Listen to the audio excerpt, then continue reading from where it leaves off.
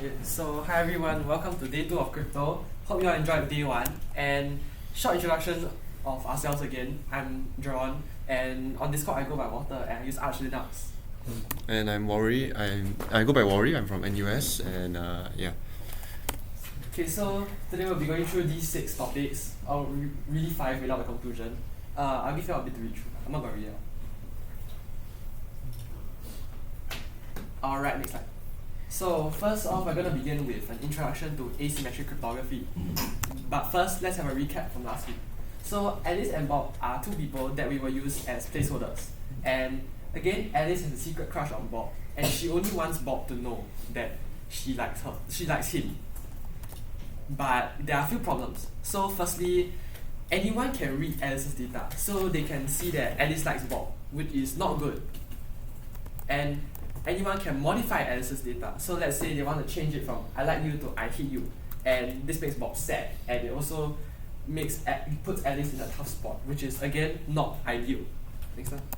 And lastly, anyone can pretend to be Alice. So let's say someone wants to sabotage Alice's relationship with Bob, and they can pretend to be Alice and send Bob a I hate you message, which is not what you will want to send your crush.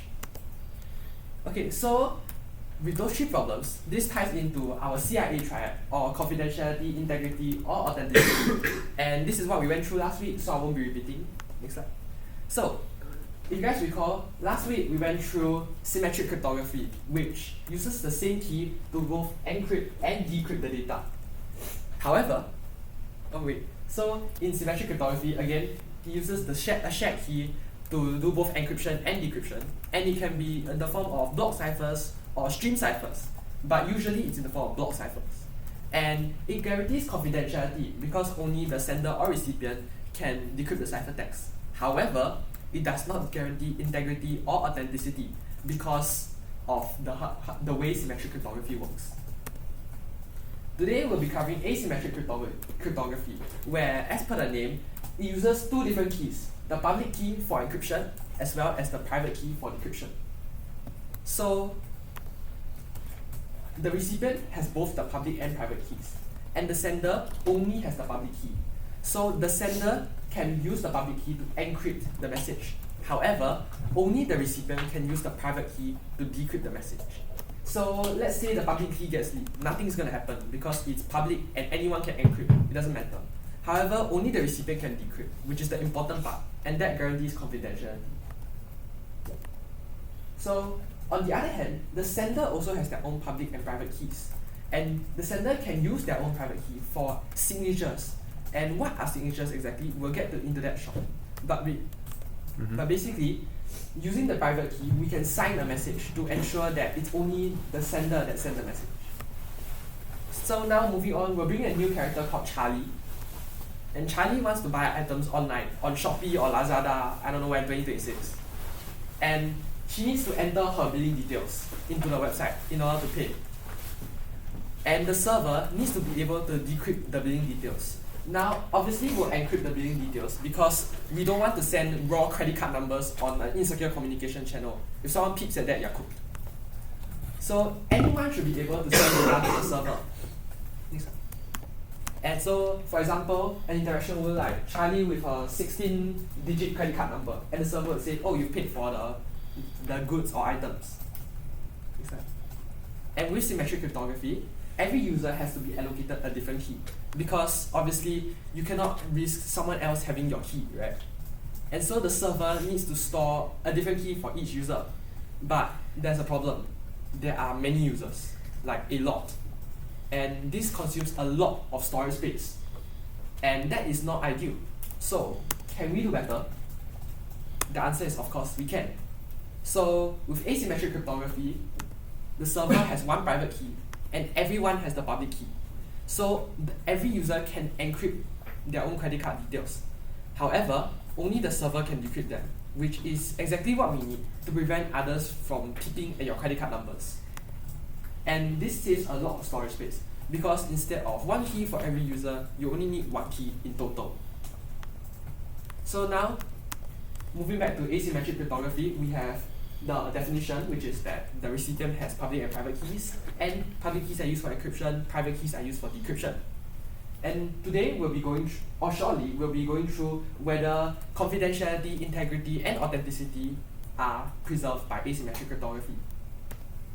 But first, how do we ensure that a private key is hard to find for others, but it's easy to find for the recipient or the one generating the key? And by hard, we mean computationally slow. So this ties into a concept called hard problems. And these are computationally hard to solve the problems. Like, for example, in real life, it's easy to cycle downhill, but it's hard to cycle uphill. In the same way, it's hard to compute, for example, the reverse of some function. Like, it could be, wait, how do I say? Let me think of the example. It could be something like, if you have a really large number that you need to find, and with that large number, it's really hard to find without knowing it.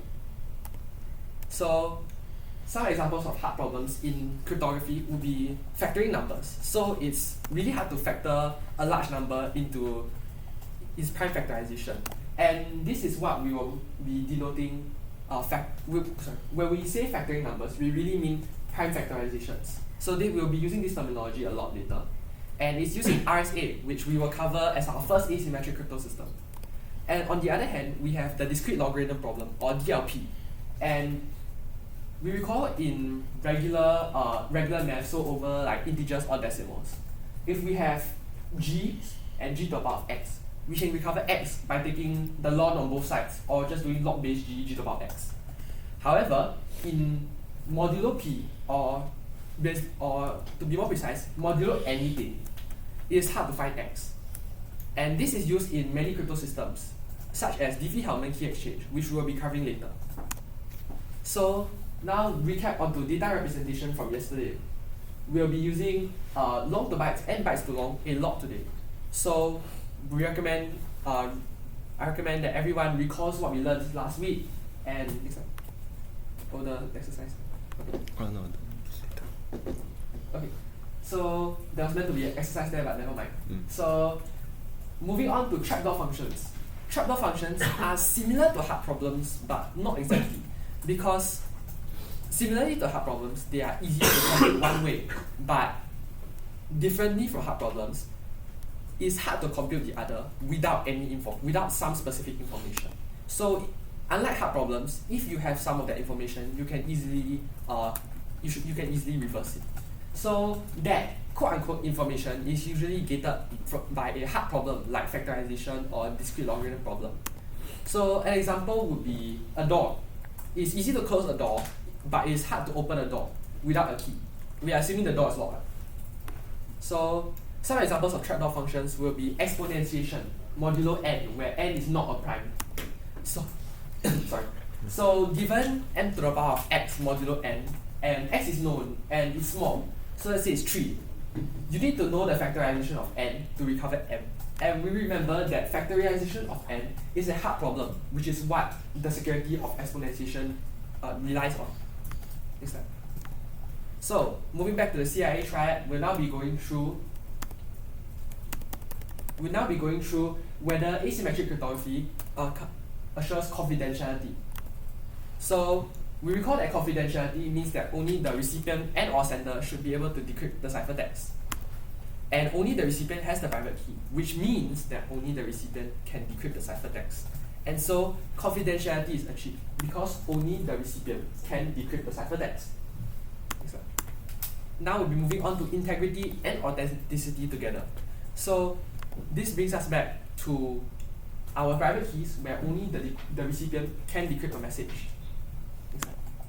But given that only the recipient can decrypt a message with the private key, can we make it so that only a sender can use their private key to manipulate the message? The answer is yes, through something called signing, which we mentioned before. So the way signing works is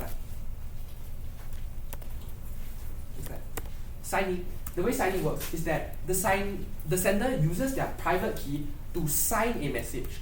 For example, it would be turning a message from some form, let's say some number, and you will generate a signature, which is another number, using the private key. And with that, can we go back to the diagram? Thanks. With that, we have a signature, which is this BE459 here, and Bob, or the recipient, can use use the sender's public key in order to verify the signature and check that it is correct. And if it is correct, we have guaranteed that the sender is the intended sender, and the sender is also the message is also kept to be non-malformed and preserves integrity, which means that both integrity and authenticity are preserved. So now we'll be moving on to a quick recap of data representation after the short one just now. So we recall the ASCII table where every character is given a number. So quick exercise, what is the character equivalent of the number 65? It's in this column. Anyone? Just shout. Capital A. Yeah, that's correct. It's capital A because we see 65, 41A, and it's also here. So again, multiple letters can also be converted into multiple numbers, which means that we can convert whole byte strings in.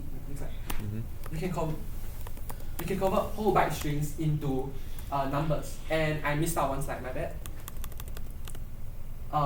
ORD and CHR are functions that we can use to convert letters to numbers for ORD and numbers to letters for CHR, which is useful.